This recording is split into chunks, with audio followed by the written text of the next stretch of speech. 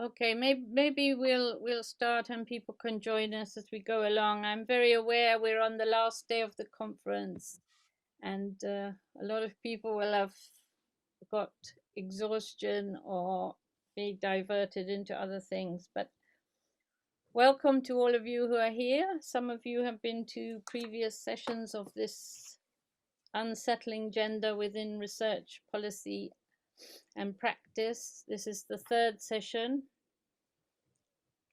And today we're going to discuss two papers based on research in India,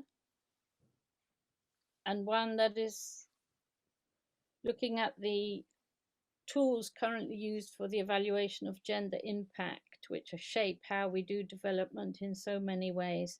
There are two PhD students, which it's very nice to see, especially nice to see, and one larger organization, ICRASAT from India.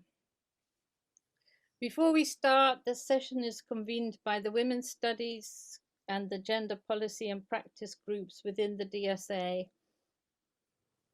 And we've run these three sessions. They're quite interrelated, so I hope some of the issues we discussed today will build on what we've already done.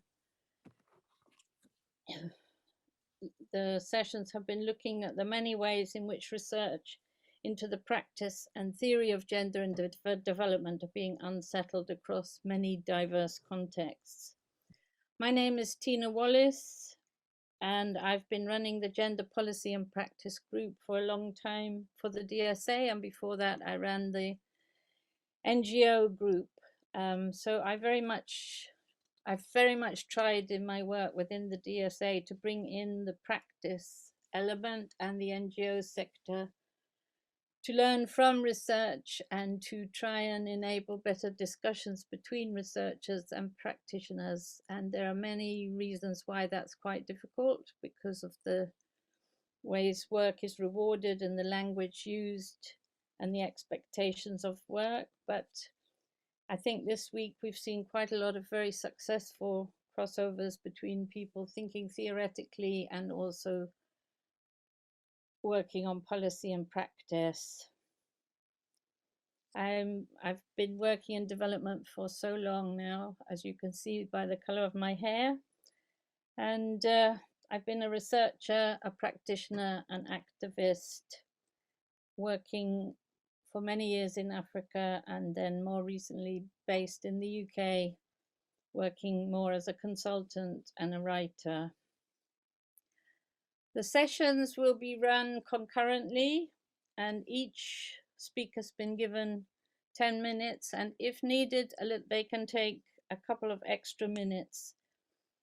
But we want to give as much time for discussion as possible. We'll have some questions of clarification at the end of the third presentation, and then we'll move into a discussion of more substantive questions. We'll stay in plenary because I think it's just takes too much time to start moving into group work, which I'd originally thought we would do, but I think the discussions have worked very well in plenary in the previous two sessions, so I'll stick with that format.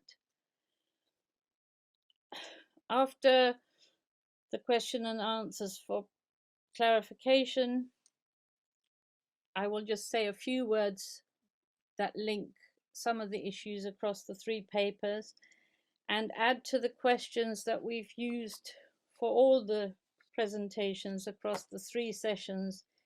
Is gender alone enough and or necessary to advance the rights of marginalized groups globally? Are the concepts of gender being used in practice helpful in identifying and relating to the intersections of ethnicity, class, caste, sexuality, etc.? And what would it mean to unsettle gender in practice? The first paper we're going to hear is Gender and Pastoralism. Ayushi Malhotra is a PhD student and a UGC Senior Research Fellow in the Department of Humanities and Social Sciences BITS, Pilani, India. She's working on transitions in pastoral socio-ecology, where she's mapping the interdependent domains of pastoral livelihood, resource usage, governance, and the emerging identity of actors in the shifting development discourse. She's completed her master's in social anthropology from the University of Delhi, 2017. Dr. Salija Nandigama is currently working as Associate Professor in the Department of Humanities and Social Science, BITS Pilani, where she teaches interdisciplinary courses on human and environmental systems, climate change, social justice, and public policy. She completed her PhD in 2009 in Development Studies at ISS in the Netherlands. Their paper is called Gender and Pastoralism. Over to you. Thank you so much, Tina. Shall I share my screen now? Yes, please.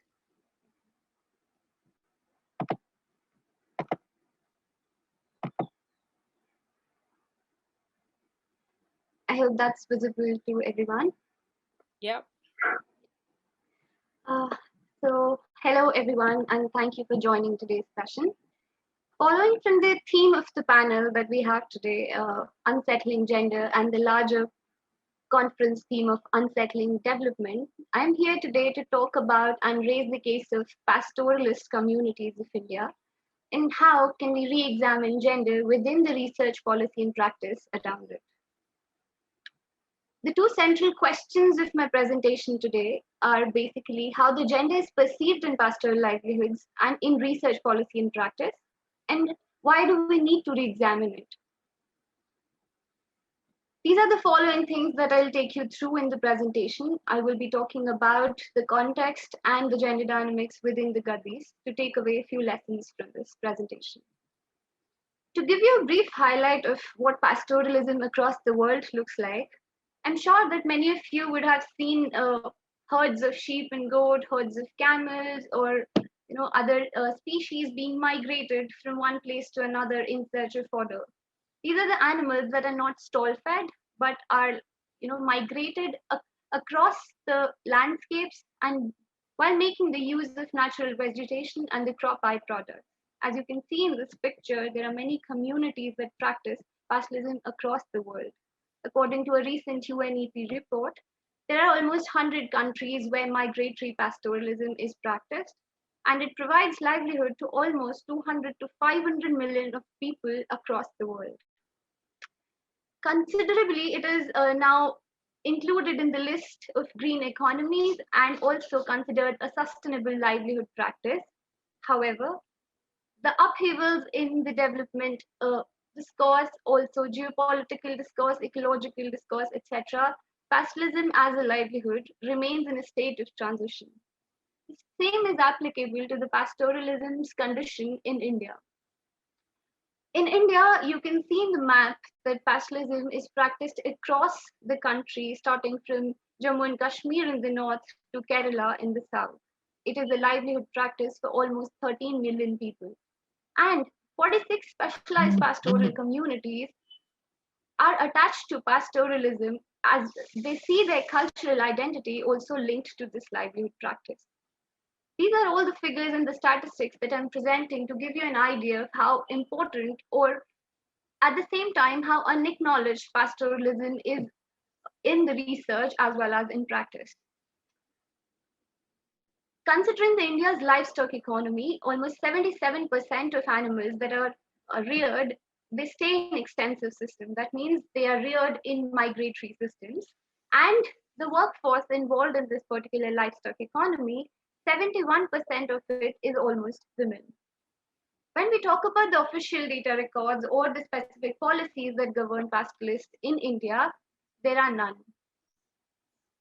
Concerning the policies, pastoralists are majorly covered under agriculture or forestry management policies, and that remains a point of contention.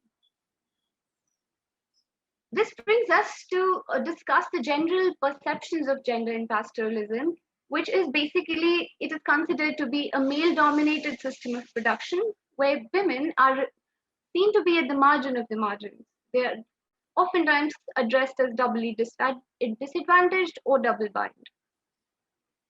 Pastoral communities in India, or for some instance across the world, are considered to be strongly patriarchal, following the patrilineal descent. This gender division of labor oftentimes is also considered to be the cause of exclusion, as it determines the access to resources. Now, these are the general perceptions across the literature, across the practice as well. Today, we will be discussing how these claims remain valid for the community that I am taking up as a case for this presentation. Before I go to the case, I would like to shed some light on the main currents in research in the Indian context. The studies in the Indian context take up majorly the ideas on struggle over resources from a right-based approach. It discusses local and traditional knowledge from an eco-feminist viewpoint, or there are studies that take up the descriptive narration of gender roles and decision-making abilities, as well as the mobility of women, as well, and the cultural norms they are situated in. Few studies in the recent past talk about the impact of climate change from a human geography and feminist science perspective. All these studies are incredible and wonderfully raise the issues. However, when you read between the lines, as these quotes that I mentioned here, they take us back to the vulnerabilities that pastoralists as a collective group face. As you can see in the first one, women are demanding the clear legal rights to practice their livelihoods. Secondly, in Rolifson's case, she explicitly states that women, despite being in the extremely patriarchal system, share the same concerns and worries as that of men in pastoral livelihoods. And please mind, I'm talking about the livelihood and gender. Livelihood being the main domain that is being related to gender here. Thirdly, pastoralists in particular contend with lack of adaptation to combat adverse climate events. As a group, these are the challenges that are faced by the group overall, the community that are in the profession still. They face these challenges, the legal right issues, the issues regarding the local ecological knowledge or climate events. Now, keeping all this in the background, we come on to the case of discussing Gadi pastoralist community of India that reside in the western Himalayan region of a hilly state named as Himachal Pradesh. This is a traditional agro-pastoral community. That means that it practices both agriculture and migratory pastoralism. They're semi-nomadic, but they have settled villages as well, and they follow a seasonal vertical transhumance pattern. That means that they move across an elevation gradient, for example, from point A to B and B to A in a constant migratory cycle. This particular group rear sheep and goats, and they practice subsistence agriculture at the settled villages in these points of A and B, which are both urban and rural areas, by the way. When we shed light on the gender relations in Gadi agripastoral community, these are the particular domains where these relations are pronounced and are very much visible. I will not go into the details of all these points, but I would like to show you the comparative analysis of how these practices roll out in real life and in everyday life of the people, especially the men and women of the community. When I talk about the migratory herding, it remains a domain of men of the Gadi community. These are the people who are on annual migration, and they often take short breaks to come home. That means that all of the burden of household chores come onto the shoulders of women, but at the same time, this burden is often perceived as the increased agency by the women in the household. They can control the domains of their everyday life. They can control the nutrition of their household. They can control the children's education, elderly practices in a much better manner in the absence of the men of the house, because they have that capacity and have that ability to take decisions. Secondly, there are certain tasks which are often related, are often called out to be gendered divided tasks or gender related tasks. In particular context of Gadis, these tasks are equally performed by men and women. However, the only difference that remains is that men perform them when they're on their course of migration, while the same tasks are performed by the women while they're at home. It includes cooking, it includes livestock birthing, milking, etc. As the domain of their livelihoods it's slightly different, so men are responsible for the sale and the purchase of their livestock, while women take care of the wool, handloom productions, etc. This leads us to a point where their knowledge also varies. Men are more responsible for the migratory routes and the small stock rearing, while women know more about the expedientary cattle or the wool processing technologies and the fodder species available in the vicinity of their villages. And when we come to the inheritance patterns and of lands and also the customary permits are the legal documents that pastoralists require to access their grazing grounds. These are the permits, these are the rights of usage and not of ownership. These can be equally inherited by men and women. However, women choose not to because herding remains a practice followed by men. When it comes to the land, many of the women in the community have inherited. Now, considering all this, and uh, I'm sorry, Tina, if you're saying something, You just have about 3 more minutes. I will take just two. I'll just wrap it up. Thank you so much. I just provided a very simplistic explanation of what it is like. I just wanted to highlight how is the gender dynamics within them, what it is like, and what it is like to have the different kind of gender relations in terms of livelihood activities. When we talk about pastoral context, it is often that we borrow the context of agrarian domain. We borrow how gender is perceived in the agrarian societies, which is very different from the pastoral livelihoods. And that shapes the policies that we implement or we impose on them, specifically in the Indian context. So, the take home lessons that we take from this particular idea of comparing gender in research practice and policy, considering the livelihood practices in the background, the gender roles are often flexible and contingent on situations, particularly in case of pastoral livelihoods. In even the research papers or even in practice, we see that the occupational vulnerabilities are sometimes being confused for the gender vulnerabilities. And the assumption that I mentioned before, that gender division of labor is oftentimes considered to be exclusionary, does not stand true for the pastoralists that I am talking about in my presentation. And that might be the case for other pastoral communities across country or across the world as well. It takes us to a point where we actually see that there is a need for renewed focus in research. We borrow these conventional issues of labor, access, ownership, and knowledge. As I highlighted, that we have borrowed it from the agrarian domain, and we are applying the same kind of categories to study the pastoral livelihoods as well. However, in pastoral domains, I see the case categories like mobility, like what kind of work balance is there, remain more important to study pastoral livelihoods than the issues of access and knowledge.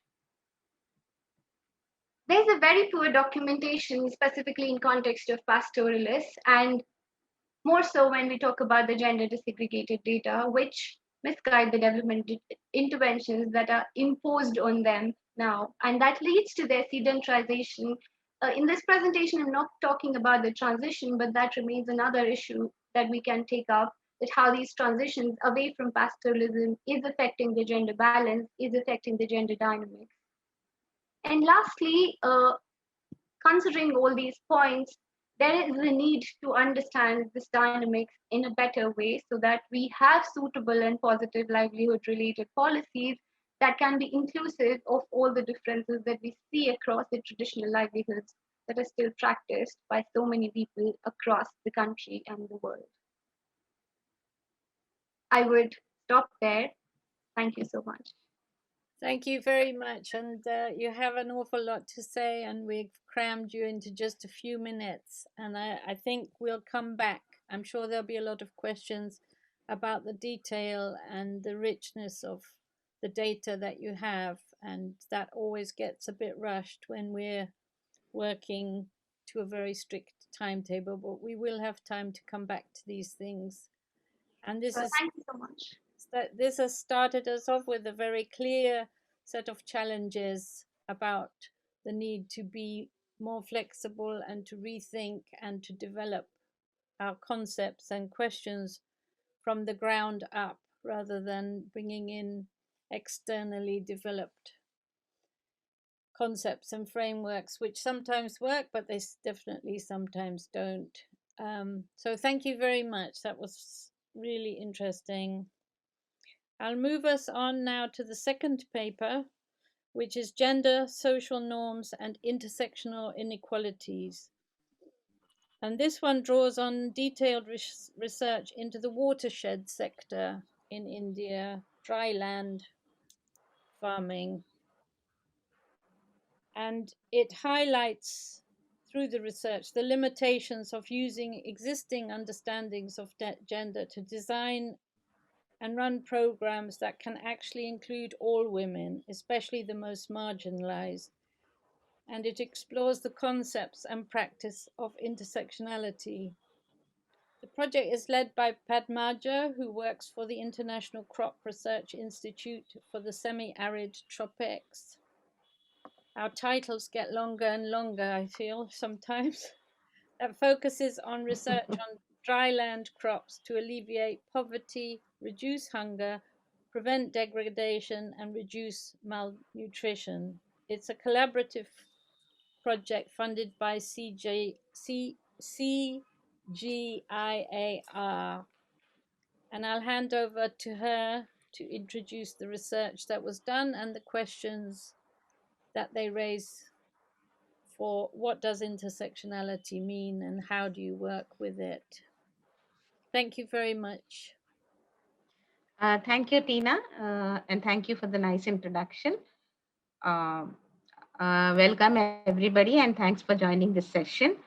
So while I share my screen, I would just like to say that this work has been done jointly with the International Crops Research Institute and the International Water Management Institute. So we have a team of people here, though I'm presenting. We have Dr. Deepa Joshi, Arunima, Ananya, Kavita, and Kasala, all belonging to these two institutes.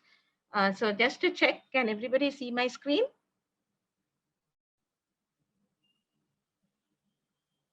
Yeah, okay. Since Tina has already introduced ICRISAT, I would not go into introducing ICRISAT and spending time on that, but then I would just like to say that this is one of the CGIR institutes that works on the dryland tropics and believes that all people have a right to nutritious food and better livelihood. So that is our overall goal and vision, so that we focus on crops that will help not only improve incomes, but also nutrition, stop environmental and land degradation, and protect the planet and the environment. So this project that today, which I'm going to share some of the findings, is actually a long project that was started in 2011, funded by Coca-Cola Foundation through the CSR funding initiative. And it was mainly it was a watershed project in one of the regions of India, the Bundelkhand region of India. And that project continued. And then we, as a multidisciplinary team, stepped in this project area to understand how, when we apply a gender and a social inclusion lens to this whole project activities, what is it do we see from the communities, as well as what is it we learn from the other stakeholders. So this research actually has a whole spectrum, or it runs through the entire continuum of the implementers, the designers, the decision makers, right to the community. So it does not look at only one end of the continuum. We always talk about communities and how our activities are benefiting the communities. But then we also in this project try to look at how or understand how the other end of the continuum, that is the stakeholders, the other stakeholders also look at gender, also how do they interpret gender, how do they look at this whole concept of intersectionality, etc. So that was the main focus of our entering this project. Uh, and let to quickly introduce you to the study site. This is a case study in Bundelkhand, and as you can see, Bundelkhand is in central India. It's a hotspot of water scarcity, land degradation, extreme marginalization, migration, can see, you can visualize how Bundelkhand looks like with all these essential elements.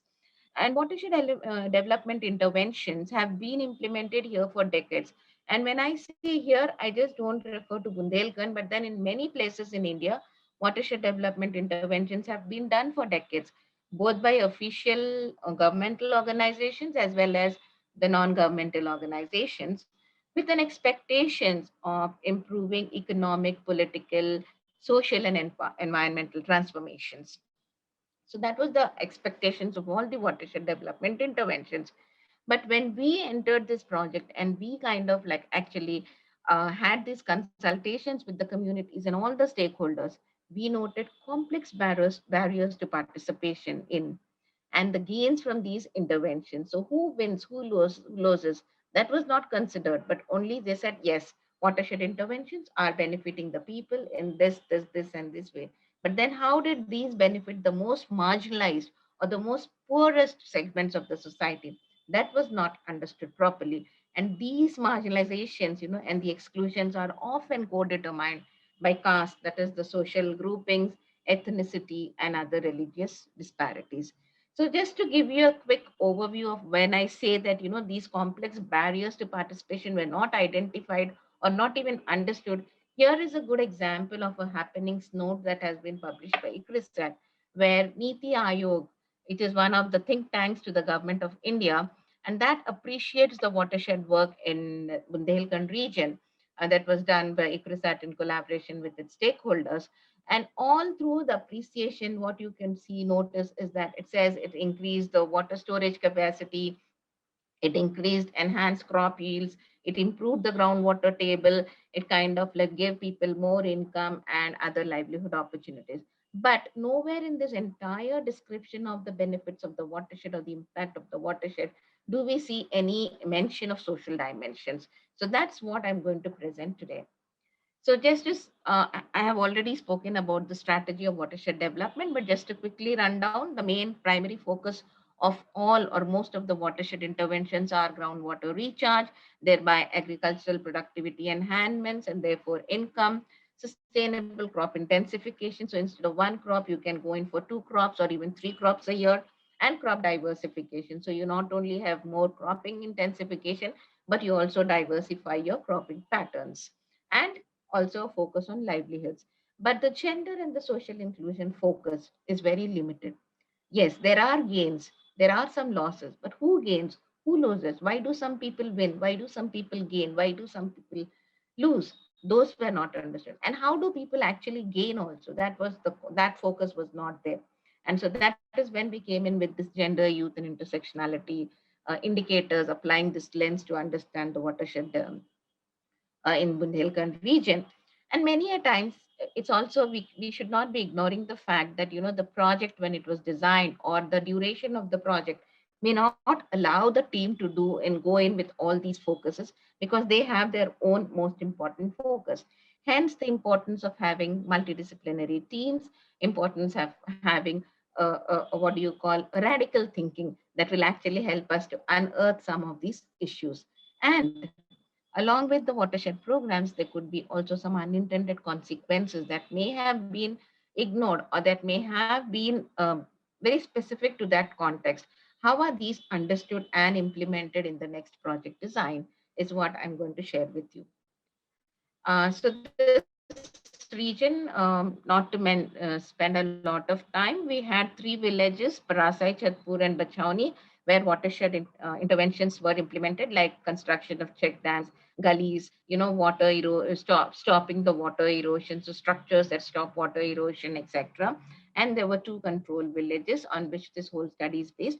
And we applied a mixed methods approach to data collection and analysis. So we had both quantitative structured interviews with the communities, individual and household level, as well as focus group discussions with men and women across different social groupings and class stratification, as well as having some key informant interviews, people who are very knowledgeable about this watershed interventions in those communities.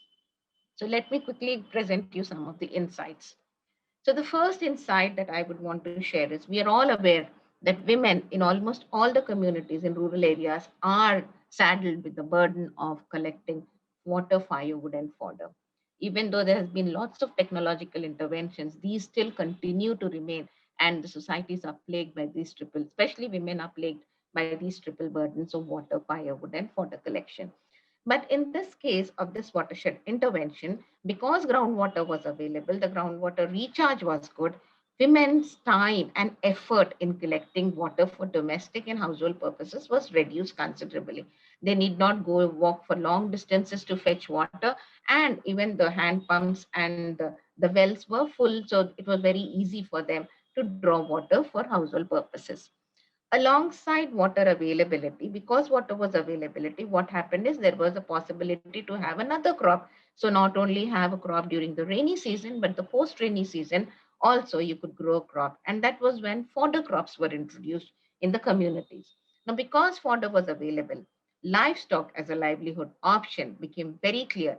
And as a very important point that I would like to make here is, earlier in this patriarchal, highly caste dominated society, where the Yadav community, that was the only community that could rear livestock. But because of fodder availability, because of water, even other caste groups were allowed to now raise livestock. So this was like a big change where you could see slowly the breaking down of the caste barriers in the communities. A second important point that I would like to mention here is the team. I'm not saying they were gender insensitive. That's what, when I said we looked at the entire continuum from stakeholders to communities, they also had a gender lens to their whole activity that was implemented. And the way they construed gender was gender is equal to women. And so they said, yes, we have to do something for the women. And not and so they said, okay, so the land is for the boys, but the bunds on the field is for the girls. And on every bund, they ensured that there were some 100 teakwood trees saplings that were planted. And the idea was that when these teakwood saplings become big, they could be sold off and used as dowry for the marriage of the girls. So the unintended consequence as a gender and as a social scientist, when we, or as a social researcher, when we look at this, we find that it kind of like reinforced the strict and the oppressive gender and social norms that were already existing in the society. Like, the girls are a commodity, they have to be married off, and so you need some money for that. Instead, if if the team had thought more proactively to see how we could enhance the agency of the girls, the boys, men, and women through the participatory approaches by including them in the discussions and consultations. Maybe along with improving income, we could have also enhanced the agency to make decisions and improve their own nutrition because of livestock as a livelihood option. A second set of observations or insights were that these strong gender norms are limiting the visibility, mobility, and communication of women, not just within the households, but also in the community.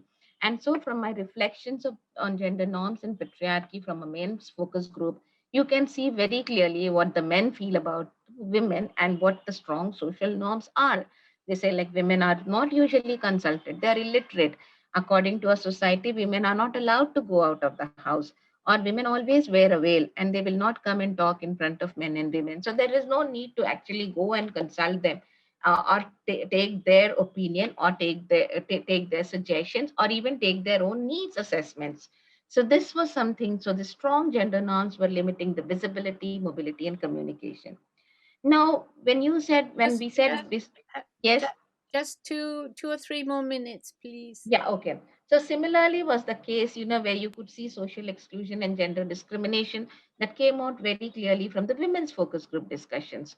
And so these norms operate through social structures in these highly patriarchal societies, and always the norms try to, work in ways that keep these hierarchies in place, as you can see from what I have presented in this slide. And last, to conclude, and maybe we can have more discussion on this, I would like to say that some of the lessons that we learned were, we need to move towards a gender equality approach. We need to move towards a gender transformative approach, and think of reorganizing this whole perception of water as a system so that it has multiple functions and it impacts people differently. The gender responsiveness, inclusion, and participation of men, women, boys, girls, the marginalized is very important. And also how we construe gender. How is it constructed? Must be included. And what we learn from this need to be considered in the design of the research. So just to throw some questions, I think the radical thinking was, we thought from this project, our understanding was identify the deep rooted patterns. That would be the first step. Understand the complexity of the intersectionality, in each context. Then look at the most marginalized. How can we design interventions that will benefit the most marginalized? And lastly, and this is what I also have in common with the previous speaker, Ayushi, is how can we move towards contextually specific interventions, moving away from the normative assumptions, like how she was saying they drew from the agrarian concepts and implemented those, or put those in the pastoral communities, but that was so different. So how can we move towards contextually specific interventions, move away from the normative assessments? And I think that would be the best way to move from equality to equity and also to be transformative. With this, I thank everybody for their listening, and I also have my co-authors present in this audience, so they will help to answer any questions or also participate in the discussion. Thank you. Thank you very much indeed. That was, yes, very rich, and as the previous paper, there's so much information and knowledge that you bring about the communities you're working with, and we can have a sense, a glimpse of very different societies and the way they work. And one of the things I think that often gets lost in development is that we forget that all people everywhere are highly complex, and they are not just groups of people that we can apply solutions to, but both of the stories show very clearly that you need to work from where people are and understand their lives, which are just like ours, incredibly complex, and they have different rights and responsibilities in different contexts. They work differently. The solutions in one place are not necessarily appropriate for another, and the concepts we're using, I think you've both raised some real challenges to the way gender is often applied at the moment, both internationally but also within countries and within projects. So thank you very much. And we will come back, and everybody should have time to be able to explore some of these questions. And I see there's already some starting in the chat around the first paper. So thank you very much. The third paper is a little bit different. It's Magali is a doctoral researcher at the Birmingham Law School. Her background is in feminist economics, and she has experience working with women's rights CSOs and international agencies, including the UN Women and the ILO. Her paper actually is looking at how do we measure, how do we evaluate, how do we understand gender when we come to decide what's working for women, what's working for gender relations, and what's not. And it's a challenging area because she's arguing that we don't have to necessarily reject the frameworks and results approaches that dominate so much of development work at the moment, but that we can reframe it and use it to actually measure something useful that will tell us how women are faring within projects. She's jumping into quite a contentious debate about the role of frameworks or not, and I really welcome her research. So, Magali, you go next, please. Thank you so much, Tina. Let me see if I can share my screen. Do you see that? Do you see my screen? Okay, that's great. Thank you, Tina, for the kind introduction. And yes, my research is kind also more in an exploratory stage. So I welcome any feedback and comments. So in this paper, I discussed the de-radicalizing effects that indicators can have on feminist ideas in the field of development, focusing on the case of how care work is addressed in the UN Agenda 2030.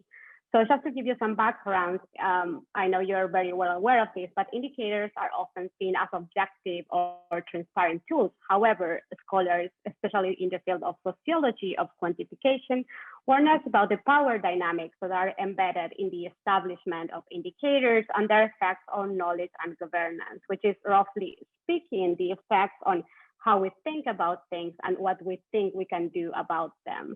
So this literature explains that the choice of indicators has underlying theories about the work and how it works, and how these theories are usually obscure behind the veil of technical choices. So as a way of uncovering these hidden dimensions, scholars in the field propose that instead of taking indicators at face value, we carry out a genealogical analysis. That is, that we inquire about the context that surrounds their establishment to identify contested aspects that might be invisible once an indicator becomes part of our common sense. So how do we go about this? Generally speaking, the life cycle of an indicator can be summarized in 4 phases. So the first one is the conceptualization of the indicators. And logically, the range of actors that are involved at this stage determines the possible outcomes. However, I think it is very important to underscore at this stage that access is not equal to influence. So not everyone that has access to this part of the process has the same ability to influence the outcome.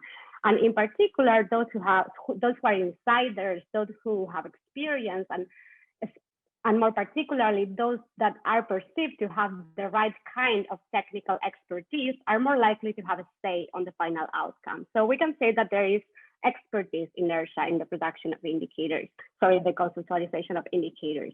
So in the second phase, the conceptualization of the indicator is linked with data. And there's basically two ways of doing this. Either you start with data or you start with the indicators. So advocates tend to begin with the concepts and then look for data, while statisticians tend to start with the data that is available and then derive indicators. And this latter approach is the one that usually prevails. So we can say that there's also data inertia. And the order matters because, of course, what we already measure is usually related to what we already thought that was important in the first place. So this is a very crucial constraint if we're trying to propose new and expansive ways of thinking about certain phenomenon. The third phase is the use. I don't have a lot of time to go into detail. I'll just say that indicators are used in different ways, but frequently they seek to encourage certain type of behaviors and practices through the establishment of standards. And last but not least, we have, of course, the impact. And as I mentioned before, the knowledge and the governance effects. At this point, I think it's also important to clarify that not all indicators are equally successful in influencing behaviors and practices. That is, we have many indicators competing to measure the same phenomenon, but they don't have the same level of success in shaping behavior and practice. And Sally Engelmary identifies 3 features that contribute to making an indicator successful. So first of all, indicators that can summarize large amounts of complex information and convey a very simple story that can be easily understood by the general public are more likely to succeed. So if I have an indicator that can say whether a country is free or not, whether a country is developed or not, whether a country has gender equality or not, that indicator is more likely to succeed as opposed to one that offers a more nuanced and complex version of reality. Secondly, indicators are more likely to thrive if they support rather than challenge existing hegemonic ideas. So that's old confirmation bias. And last but not least, successful indicators are often produced by powerful actors. On the one hand, producing an indicator, even at the conceptual level, requires a huge amount of resources, including financial resources, but also they need legitimacy, and usually powerful actors have more legitimacy, unfortunately, than more powerless institutions. So all in all, I think we can conclude that while indicators benefit from their reputation as objective tools, they are the product of subjective choices. And that for the reasons that I just discussed, successful indicators are more likely to reflect and promote the ideas and perspectives of those who are in a power position. So let's discuss very briefly the use of indicators in gender and development. So Indicators have played a crucial role, an undeniably crucial role in advancing some feminist demands. But I argue that this strategy has important limitations that should be noted and addressed.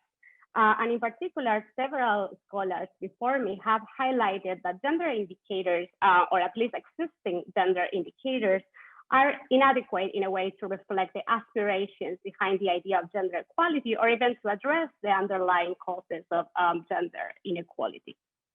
And I find Leibowitz and Swingle's work analyzing the most widely used gender indicators very useful to summarize some of the most compelling or most important limitations of the most widely used gender indicators. Among these, they found that they kind of articulate a very narrow understanding of gender equality. So gender equality now is reconceptualized as a box-ticking exercise.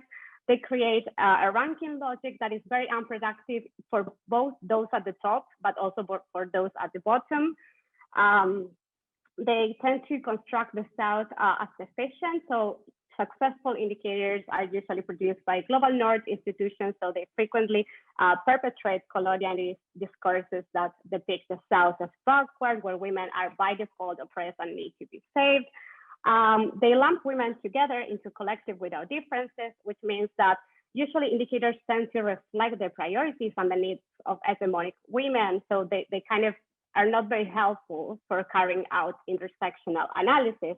And lastly, they obscure processes of agency in social change. So to sum up, while there are, of course, important benefits associated with the use of gender indicators to advance feminist ideas, evidence from the most widely used indicators in the field of gender and development warns us about the limitations of this strategy. And in this context, I thought that it would be interesting to somehow continue the conversation of how a concept can be transformed by the indicator that attempts to measure it through exploring how unpaid care work is addressed in the SDG framework. So in the specific case of SDG 5 on gender equality, I think we can overall agree that the language is fairly good, especially compared with the Millennium Development Goals, including the language on target 5.4 on unpaid care work that talks about recognizing and valuing unpaid care work. It talks about providing public services, infrastructure, social protection, and so on. But when we look at the indicator that will measure progress under that area, we see that the indicator is very narrow and it only focuses in the proportion of time of unpaid care work, unpaid domestic and care work. And I argue that this key for this narrowing down is not neutral nor innocent. After a careful study of the negotiation of the indicator framework at the interagency expert group, which was like the work stream in charge of negotiating the indicator, which is different from the work stream that focused on the goals and the targets, I conclude that while data inertia did not play a significant role in the selection of the indicator, expertise inertia was crucial, privileging the voices of well-established national, international agencies. So I now turn my attention to the potential knowledge and governance effects. And I argue that this indicator promotes a narrow understanding of the social organization of care, and that if it becomes established, it would promote policy interventions that have limited reach, especially for marginalized women. So in this indicator, all reference to the provision of public services to infrastructure or social protections were completely erased. And with this shift, the problem of unpaid care work is reconceptualized and depoliticized. So the rationale, I think the rationale provided by the World Bank, which is an agency that was heavily involved in the SDG negotiations, in the SDG indicator framework negotiations, I think that the rationale that they provide in their metadata repository clarifies the underlying assumptions behind the choice of these indicators. So let me just read briefly this paragraph that says, women often spend disproportionately more time on unpaid domestic and care work than men. This unequal distribution of responsibilities is correlated with gender differences in economic opportunities, including low female labor force participation, occupational sex segregation, and earning differentials.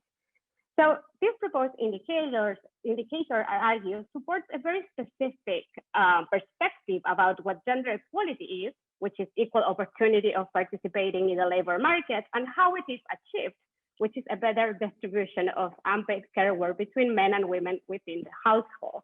And I argue that this framing is extremely limited and that it departs from the narrative emerging from feminist economics and the framework of social reproduction, which is built around much more substantive commitments towards gender equality, and as a consequence, it demands structural changes in the economic system of including an increased role of state provision of care services.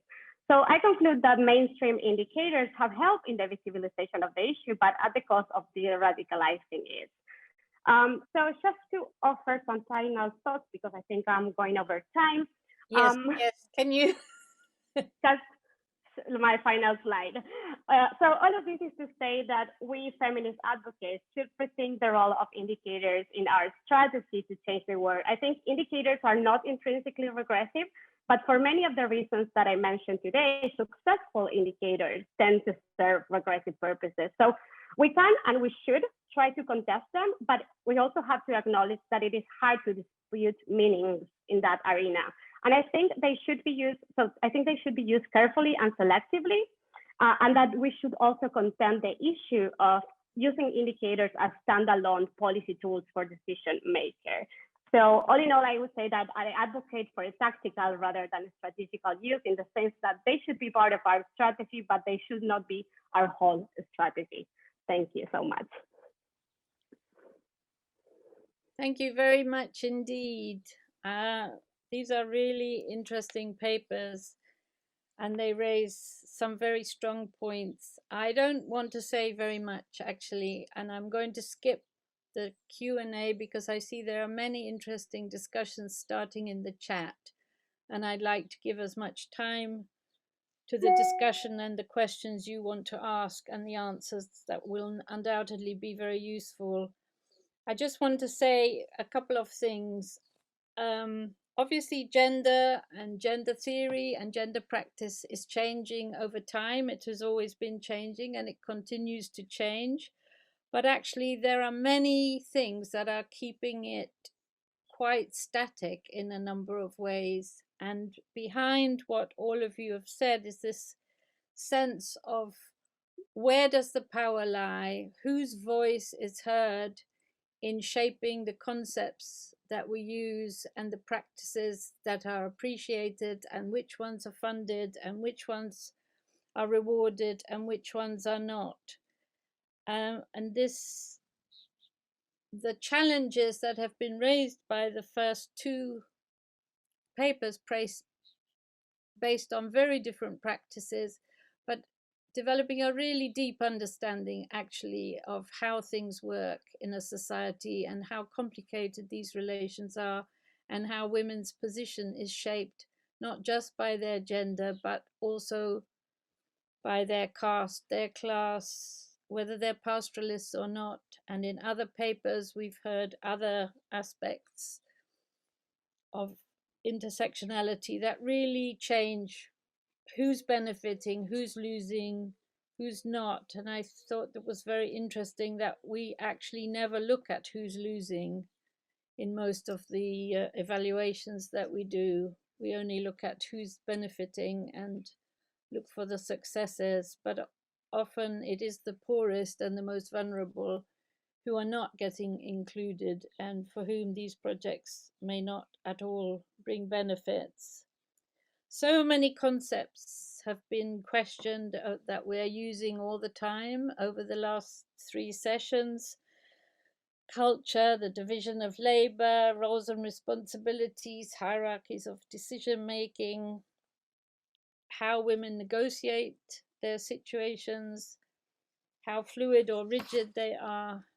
And I'd like people to follow these up in the discussion. I think we really have a great deal of material to work with. I think the only thing that I wrote all kinds of things, but the only thing I would add now is the importance of power, and the issues that Magali raised at the end are in all the papers. Whose agenda is this? Who is shaping the policies and practices that should be followed? Whose research is driving what is done. And it really shows, the research really shows that the concepts you're working with actually do actively shape the way work is done and how successful or otherwise it is. And that's why the paper on his master's tools, and I very much like that title. I think it's very clever. They are often his master's tools. They are very often derived from powerful organizations in the North, be it the World Bank or European governments or USAID. These ideas are disseminated globally and quite undifferentiated very often through funding systems, conferences, the control of knowledge, resources, and power, which unfortunately, although we've been talking about it for years, still is very dominated here in the North, and the voices and the realities and the complexities of women's lives, which researchers in the South and thinkers in the South and students here in the UK have been thinking and writing about for a long time, are still not having the traction that they should. And one of the questions for me is how are we going to get a much more bottom-up approach, learning from reality rather than developing fancy ideas far away and imposing them on people. And unfortunately, in spite of our best efforts, that approach has been co-opted through the gender mainstreaming approach and the checklist approach rather than a proper analytical framework. And there are many, but they're not dominating the way we're doing research at the moment. So I'd really like to thank everybody for bringing so much to the table, and I'd just like to hand over to the audience. And I wondered if perhaps people who've put things in the chat would like to speak to them. Is Mirna still here? Hi, Tina. Yes, I am. Thank you. I thank you for all your papers. They were really interesting. And, Padmaja, you kind of started to draw out very interesting comparisons between your work and Ayushi's work. And kind of drawing on that, Ayushi, I was asking you about issues around safety within the community. If you could tell me a little bit more about that, particularly when the men are away, but also when the men are there, what are the issues that crop up and how does that affect the ways in which the women experience day-to-day lives, but also how the men perceive the women as well in the community. I'd love to learn more about that. Thank you. Thank you for the question, Mirna. That's actually very interesting. So how these relationships it forms. As I mentioned this one point, I think I just passed and did not explain it in my presentation, but the kind of gender balance and the kind of gender dynamics that these communities have, especially I am talking on behalf of Gaddis because that is the community that I'm associated and working with. So the sustainable pastoralism can only be practiced if the gender dynamics remains the way that it has been practiced by the people till now. And if there's any kind of an imbalance created through other kind of interventions that now we see in the region, the whole pastoral system suffers. So I would just give you an example of how horticulture is interfering with the pastoral system in the region. So we see a lot of people, a lot of even the pastoral households are shifting or taking up horticulture in the field patches that they have. They have minimal land, still they have some kind of land, but they have started growing apples in that land. It interferes with how the women of the house were cultivating the native crops in the region. They were responsible for the sustainable subsistence agriculture that they practiced. And there was not much of a surplus crop to be sold. However, those were the decisions that the women of the house were taking, what crops that they were feeding their children, what crops were coming home, and what were they making. The authority over the nutrition or the food that remains reflected in the SDGs that we have or the other kind of projects that we take up. That was already existing there, but now when we have certain kind of interventions coming from outside, changing the way the things were practiced before. It's just, disrupting that balance that already existed. So through this presentation, my idea was just to highlight that how the gender in the livelihood domain, specifically of the pastoralists, is perceived by them. So when we talk about the Gadi women, they do not see the increased burden of the increased burden that they have to carry on their shoulders when the men are away. It's not just that men are migrating, so we will have to do all the work. They see themselves as in a position of authority, in a position that they can deal with the everyday things that are happening around them. They can take decisions about it. That makes them more empowered within the system that they have. I'm not denying that they do not have other kind of inequalities, or they do not have gender biases within the community. They exist. They definitely do. But at the same time, when we design livelihood interventions, I'm talking about the gender dynamics from that perspective, that we need to consider this intricacy or these practices that are very much already existing. I, Yes, Aisha, there I was a just want following to question. Wait a minute. yeah, Padma, do you hello. want to reply? No, so I just want to add to what Ayushi was talking about, like, how interventions can sometimes disrupt or interfere in, what was going on well, and then where you could see that things were more stable and balanced. A good example of this I can see from the semi-arid tropics was, when livestock rearing was just a household occupation, and every household had one or two goats or cows or buffaloes, and then the milk that was produced from these livestock was in the control of the women. So they knew how much they have to keep for home consumption for their children, and then there was a small leftover which they would actually sell it, through petty sale, and then they had access to that income that they earned. But once they made this livestock as an entrepreneurship, as an activity, and then there was this milk collection center that was set up in the village, women lost control over that asset, that very important asset or a resource that which you can call, because now even every drop of milk that was produced was taken by the men to the milk collection center and deposited there, and the money went into their pockets. So while designing interventions, or even while actually introducing these interventions, I think it is very important to see how we can kind of like retain or we enhance that stability is ensured, and how maybe we could have done it, as women being responsible, or maybe we could have had different ways of how the milk was collected and all those things, so that women still do not lose uh, on the income, and also the agency to retain it for home consumption, which is very important for nutrition. So I think just having interventions without actually seeing how it stabilizes or destabilizes the existing economy, whether it is the care economy or the social economy or whatever it is, I think might be sometimes harmful than being more positive for women, especially. Absolutely. Thank you.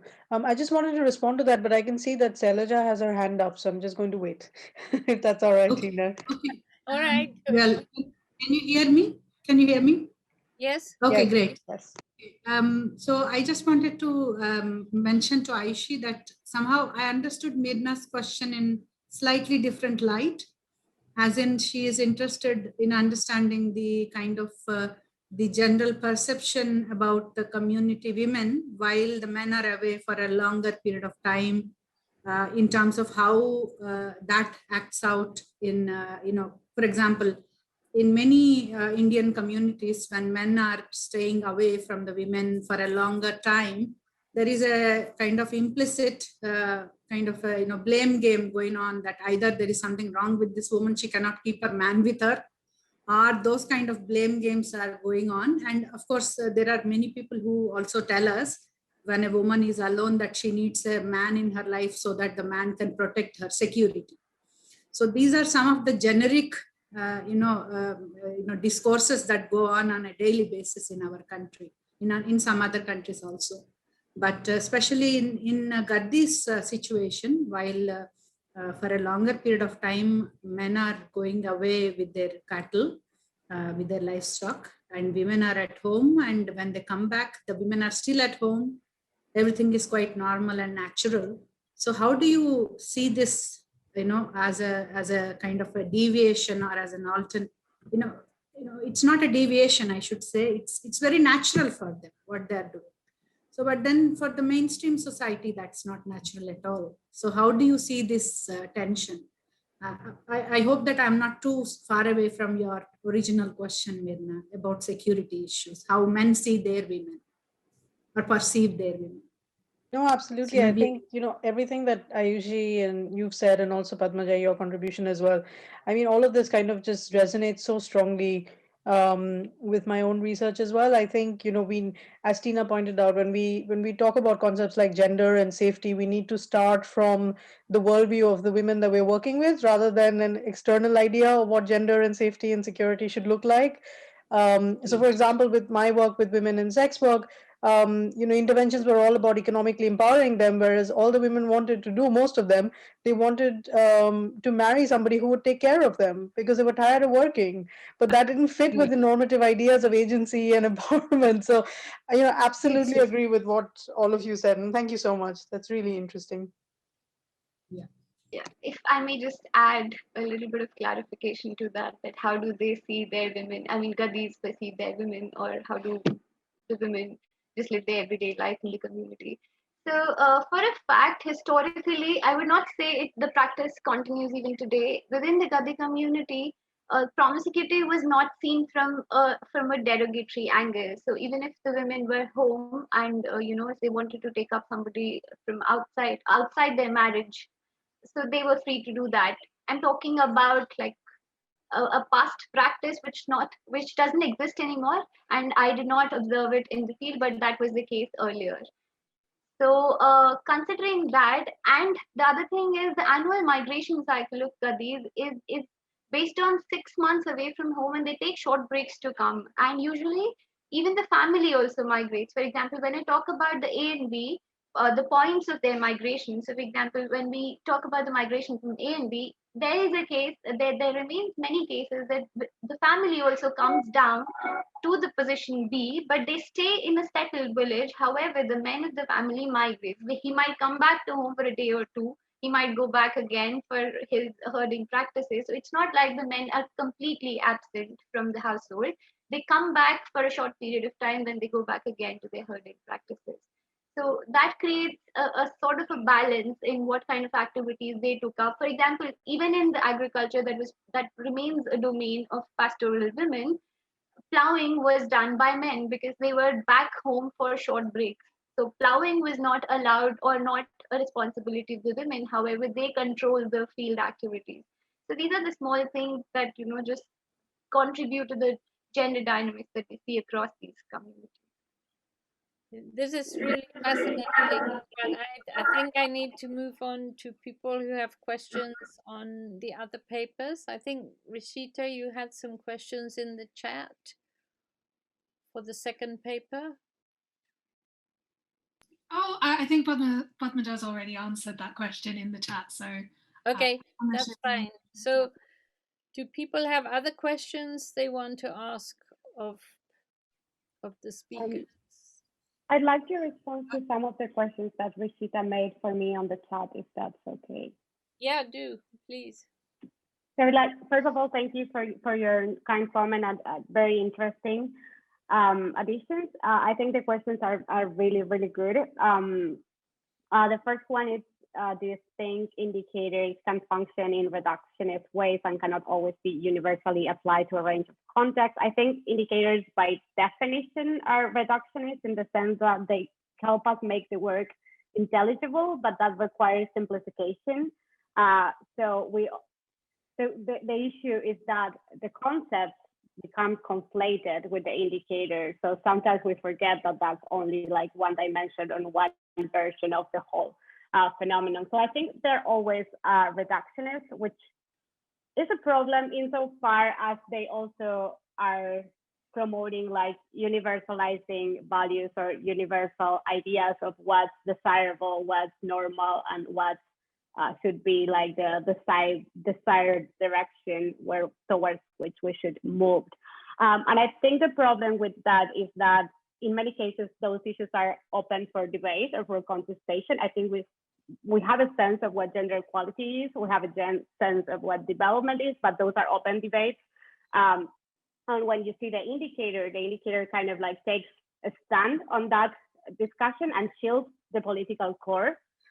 So I think that's the main issue, I would say, with using indicators. And regarding your question on if I see critiques of indicators have been taken into account and further nuance them and their use, I would say no. I guess it depends on where you are looking at, but I think in the field of international development and how much we have shifted toward these goal-based models such as the SDGs or the MDCs, I think it shows in a way that they are gaining traction.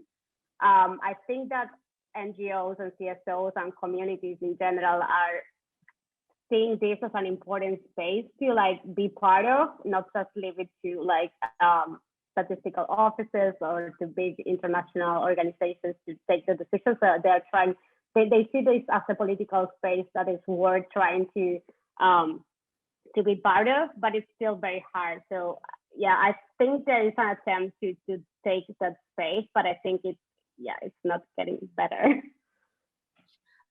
Can I just jump in just a little bit, just to pick up on something that you said, Macaulay? And I think particularly yes, indicators are simplistic, but I think the issue is also that indicators come with a series of assumptions, right? And that's the problem. So if we take, and I won't focus on gender equality, a related measure is, say, within sexual and reproductive health, we use contraceptive use, and particularly of modern contraception, as an indicator of reproductive autonomy or reproductive empowerment. Now that's a problem in already how it's functioned notions of modernity, and it travels and carries this notion of what a modern reproductive subject looks like, right?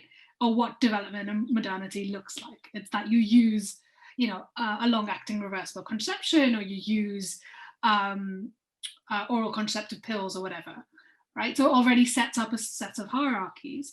But the second issue with that is that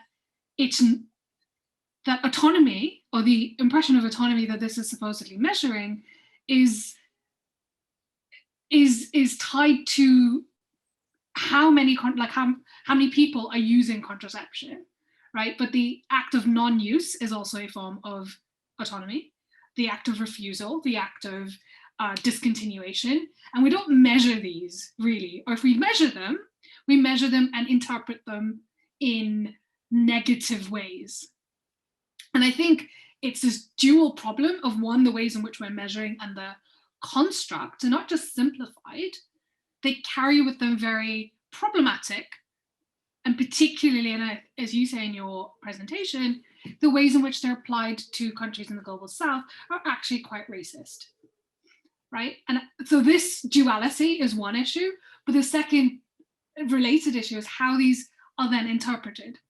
Because it's really, for a lot of our work, the interpretation that matters. We can measure 50,000 things. What do these measurements mean? And those measurements and those interpretations are often treated as though they are in a vacuum. And I guess this is sort of where I'm getting to, is like, okay, fine, we may need measurements, we can debate the validity of that, all of that, but it's the interpretation. And I wonder if the critique of just the indicator alone, or how we construct indicators, is,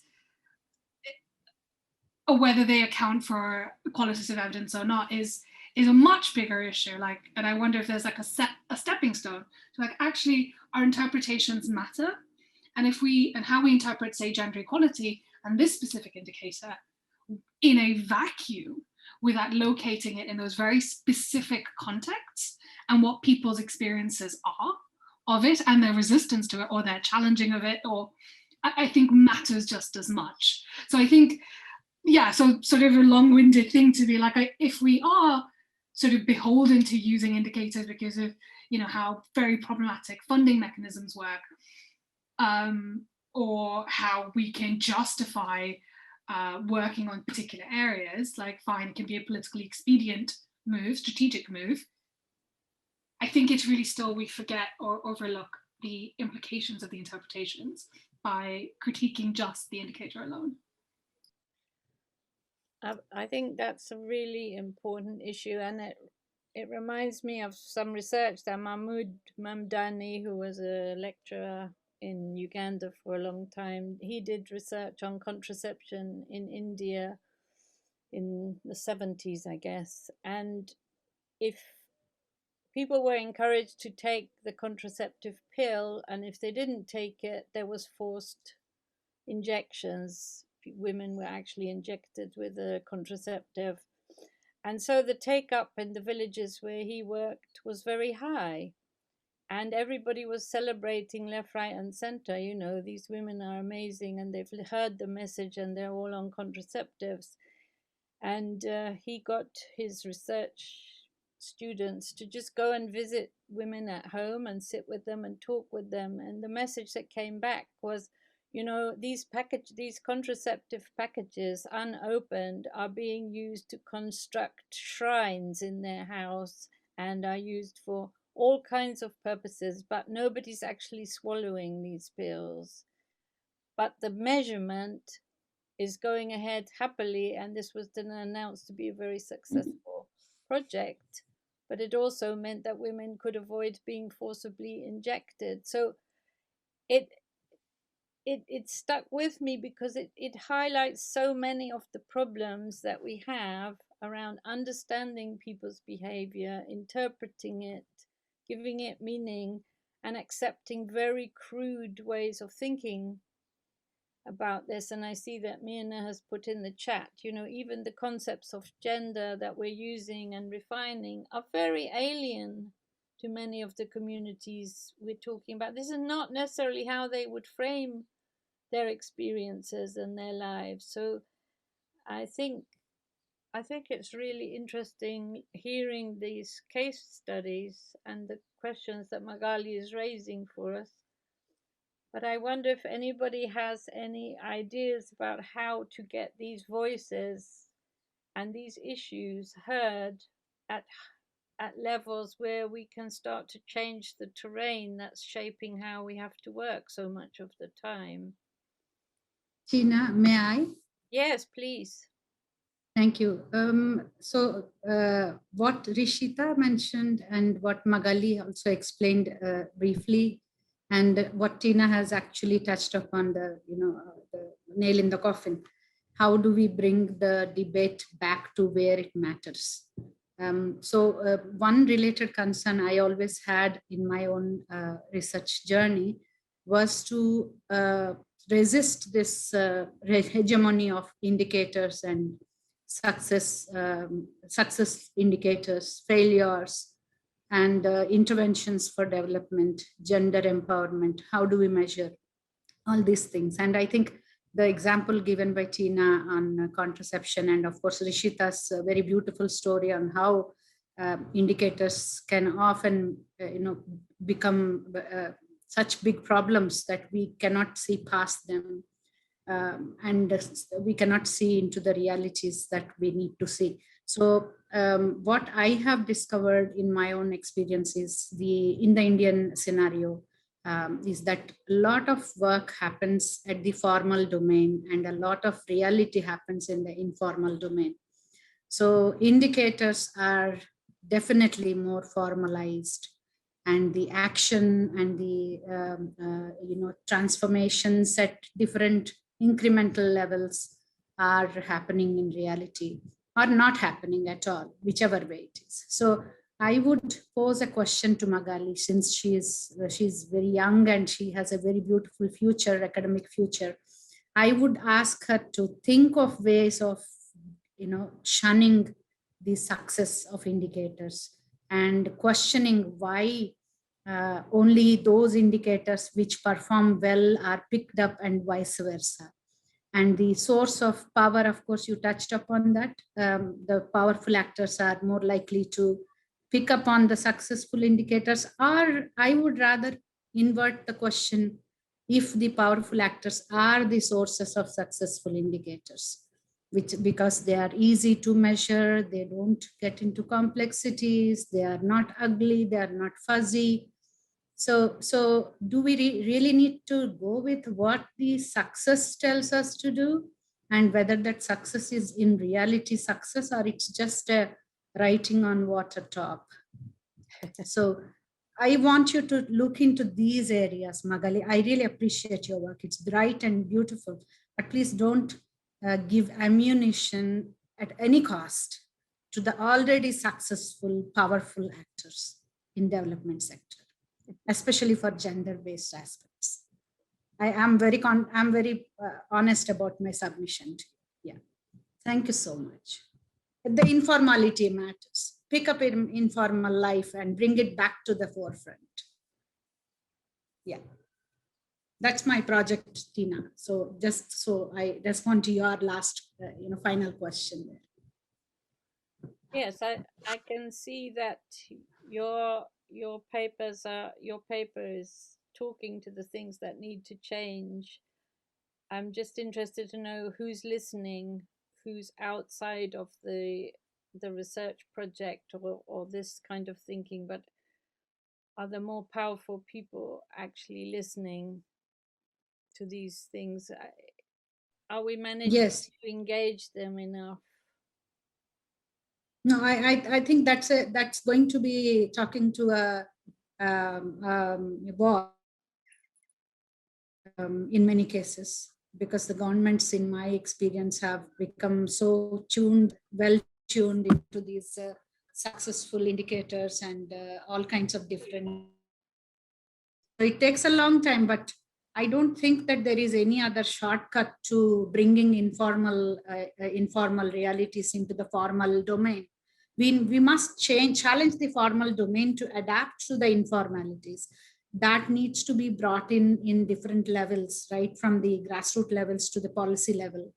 Because as I've seen, most of the policies that are happening, that are being implemented in India, for that matter, are a mix of success and failure. The success is at the level of the indicators which are successful, because that's what everybody knows, how to perform success.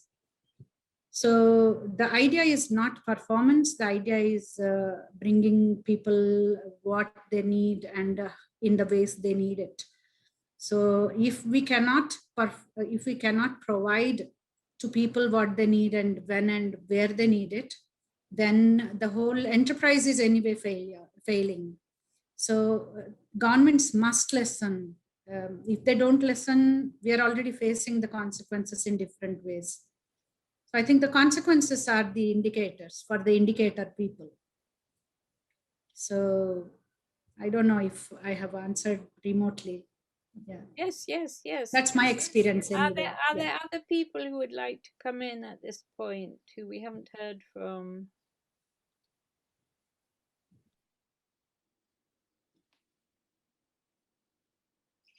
I think Rashida, you have your hand up.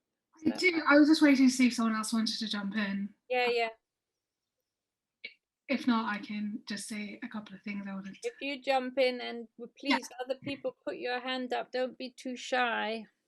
I think I want to say that I'll contextualize this. So a lot of my work is deeply qualitative work, but I've often sat in very quantitative departments. And I think and a lot of people, like say demography, for example, where the work on measurements or this notion of statistics and like indicators is important for them and the ways in which people work with these numbers. And I often went into these spaces with a lot of anger about how people's realities had been so reduced. But I think within these spaces, there is a lot of feminist work that occurs, that we can work with numbers and these quantitative measures and trouble them in very feminist ways. And I think this is one level of intervention within research that then feeds into how we create these measurements. And I think that is really important for us to not only see these data as fundamentally opposed to a feminist project. And I think Magali's work actually in troubling these indicators is contributes to that. And I actually think this, because who is it that we're talking to? And I think always thinking about who our audience is really important. Because if we want to trouble indicators, then we need to understand and speak to people who build those indicators using their language. And so in a way, we may have the same common aims, but the ways in which we get there, you're not actually doing that. You're not actually achieving it through these indicators. So I want to say, I think Magali's work actually really contributes to that and to this challenging from the inside. And I think your use of the master's tools, and I think that's a reference to Audre Lorde, right? That using the master's tools to dismantle the master's house. And I think that as an effort is something really, really important, because I think for us to change our over-reliance maybe on indicators as success comes from multiple directions, and this pluriverse really. So yes, at the high level, that needs to be definitely challenged, but I think we also need to flip development in a way that if indicators are not working, then can we not at the local levels shift how we wield those indicators as policymakers or as programmers or designing interventions. So I think again, there's so many different strategies for us to push forward in our feminist projects that I would hesitate to completely disavow one, because I think we constantly need to remain in conversation with even people we disagree with. I think that's an excellent, really excellent point about needing to think about this from many different angles. And I just want to ask Padmaja whether you had developed any ways of measuring the role of caste or age or marital status or whatever were the most dominant differences between women in your project. Have you tried to capture this intersectional approach you're taking in any way yet? No, unfortunately, no. We went more into the qualitative route because we were not we actually wanted to capture what was happening on the ground. We wanted to understand how it was impacting people in their everyday life.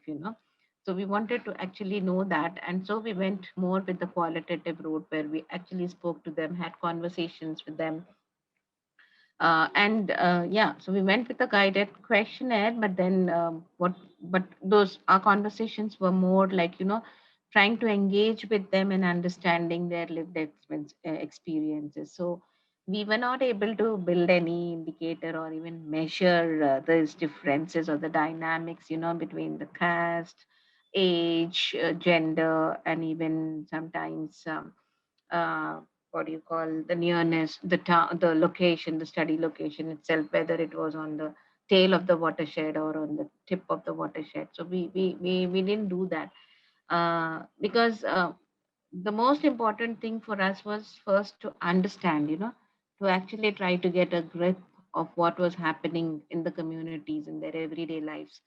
And then maybe that's the next step, I said, first. So that was our starting point. From there we move. From there we try to understand the complexities of these intersectionalities, and then how can we actually try to make our work more transformative. So that was our first step. So we haven't done any indicator building or developing or even measuring for that matter. Well, I was more meaning, have you pulled out some key issues and definitions that you talk about building a gender transformative approach? How far is the understanding you've developed enabling you to build an approach that would mean in the next set of projects you might approach it differently? because you have some clear guidance or some clearer understandings? And will that be possible within the funding frameworks you operate with? Yeah, okay. Thank you for that question. Yeah, so yes, so the approach that we took, the qualitative route that we took, and now what we are continuing, I said we actually went, along the entire continuum. We looked at not just the communities, but also the other stakeholders who were involved, like the designers, the decision makers, the influencers, the implementers on the ground, etc. And right now, what we are doing is this is what we learn from the communities, and we are sharing this with our stakeholders and trying to see how they interpret this whole story that we are putting to them, from which actually emerges from the communities itself, and what their reactions are to this.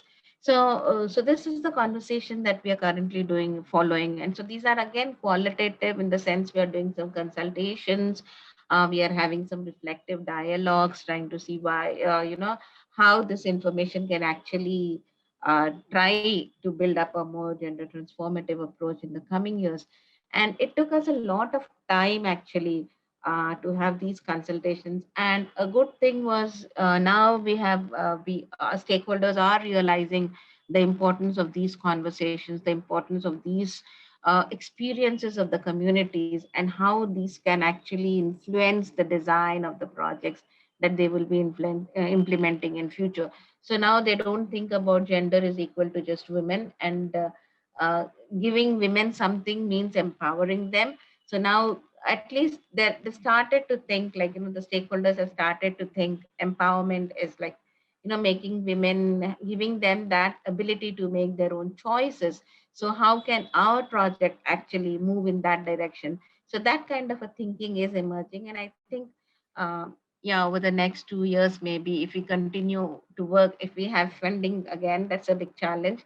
But definitely in the projects that are coming in future, I think that kind of a realization actually will be a step forward in, in moving in that gender transformative approach, where you work alongside the strict norms that are existing in the communities, and how you can enable, you can give women the agency to challenge these norms, maybe little by little. This will not happen overnight, but then small ways in which women would be able to challenge these norms, so that then they can actually they can really be the work that we do would be more transformative. Yeah, so we are moving in that direction, and I'm happy to see that the stakeholders are realizing it. Yeah. Thank you very much. And I think we'd all be interested to read the next steps and how you're taking them.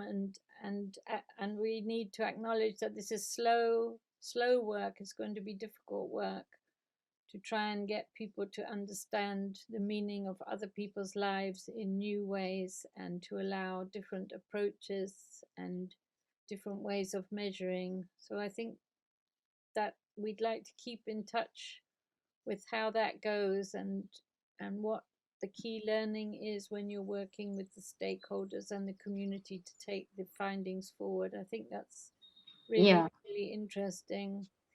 We're So nearly maybe just to close what you were saying on the last point, I mentioned in my presentation that Niti Ayog, the think tank, which had a lot of appreciation for the work. Now our goal is, like, take all these lessons that we have learned, put them in a way, package them in a way, and then present to them so that they also understand. So if they are able to understand the ground realities, I think then, because they are with the influence, they are the part of the influencing group, it will make a big difference. The way funds are allocated for this kind of research, the way research, capacity building of the stakeholders themselves, would be an important dimension that maybe these influencers can start thinking about once they realize the importance of this bottom-up research that we are doing, and working and engaging with the communities. So I think if we are successful, yeah, that would be a great deal of an effort. We would be happy because, yes, the next set of the way the funds are allocated and the design of the projects would change a lot. Thank you very much. This is really interesting, and sort of learning with you as you go through this project would be really interesting. And there's clearly a lot of thought going on. Now, somebody had their hand up. Arunima, are you Thanks, there? Tina. I just wanted.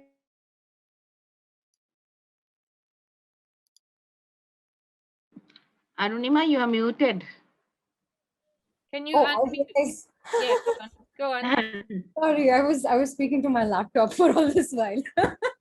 um, I just wanted to add to what Padmaja was saying. I think it's very, very imperative that we translate all of our science outputs into something that is very understandable to policymakers in the first place, because all of us are also realizing, even as stakeholders understand that this is very important to understand, they're also realizing that sometimes they just do not have the capacity to understand social science outputs. So maybe this bridge between biophysical inputs, outputs, and social sciences, and speaking the same language perhaps becomes very imperative here. I just wanted to add that. Yeah, thank you. We're just coming up to end the session, so I'd like to know if anybody has anything burning they want to say. One of the speakers or one of the audience, any of the audience want to have a last word? Tina, is it possible that maybe not the last word, but one quick comment if someone else has also something important to say? Yes. Very quickly, the policy circles comment is very important. What you have also raised. Who do we then talk to? How do we make the change? Start to happen at the funding agency level. So when I was doing my work in different contexts, I have seen that the fund allocation that happens, the people who are responsible for fund allocation are also very helpless. They are also in the same circle of the mainstream methodologies, mainstream ideologies, mainstream statistical tools and techniques. And of course, I must say a lot of change has happened in India in the past 2 decades. And these days we are getting project fundings with the qualitative mixed methods designs. We are not forced to get into statistical analysis and reductionist approaches all the time. So, but then the funders are also very open about it. They say we are helpless. At times we do not have the liberty simply to overrule the existing mainstream constructs. So it's not simply that we can change everything from our end itself. It needs to be I think, multi-actor, multi-level, concerted kind of an effort is required. So with that, I would like to thank you so much. Yes, and I have a concern that we're not focusing enough on how the decisions are made and how things are evolved in the north, which is where the power still lies. And Rishita referred to it as racist, and it continues to be racist. And white knowledge is seen to be more important than knowledge from the global south, and the terminologies are usually developed here and disseminated through very powerful institutions, including Gates and the World Bank and the SDGs and so many other things, and through funders and through INGOs who are conveying these requirements to their partners. So it's a complex, we're working in a very complex environment where power differentials are enormous. And I was very glad that Magali brought up the issue of power, whose voice, whose decisions, whose definitions. And clearly, the women in the pastoralist communities are not going to have much of a voice if Bill Gates says this is how we do it, or Melinda in this case, So I think there's a challenge to the research community, especially in the north, about why are we not doing more research on how decisions are made and whose voices get heard and what ideas, where ideas come from, and have more discussions with people in power. I always feel in the development business we're much happy talking to the people that we work with far away, for us far away, rather than actually sit down with some rather not very easy men in suits in powerful positions. So I think one of the challenges for me is we do know a lot of these things. There has been a lot of research and it's being added to all the time. You know, you can find some wonderful research across the South, but it's not yet informing the people who make the decisions, and it seems quite hard to resist their requirements when they make them. So I think that the work that everybody's doing on the ground, and I'm very happy that Magali's looking at some of the things going on this end, which are so influential. We can't run away from them. They have a huge part to play in how we think of these issues altogether. So I think probably, unless anybody has anything burning, we should try and finish on time. And Yeah, I just had one thing to add. Like we've been talking about that whose voices are heard and who speaks up and not. So in that context, I think that also remains important, that who collects those voices and how are they getting translated. So often the meaning is lost in translation. The same is with the indicators also, I guess. They're conceptualized very differently and translated in the field very differently.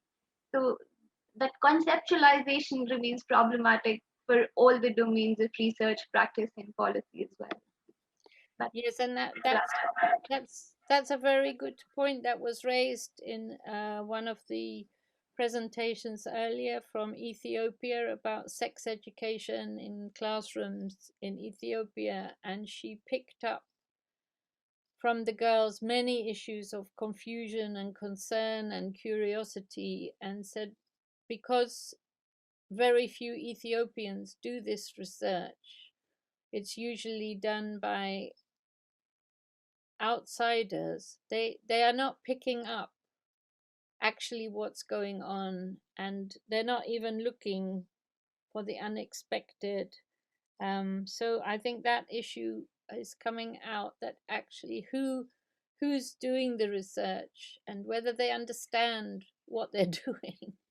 Do they even understand the language being spoken, never mind anything else?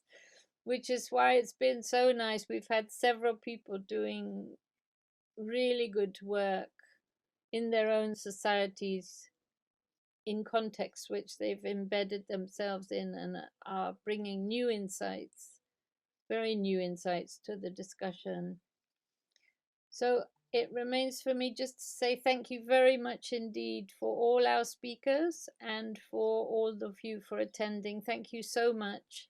We really appreciate it, and we'll try and save all these interesting things in the chat. And thank you, Tina, for your work as chair. Thank you so much. okay, so thank you very much, and we wish you goodbye and a good day.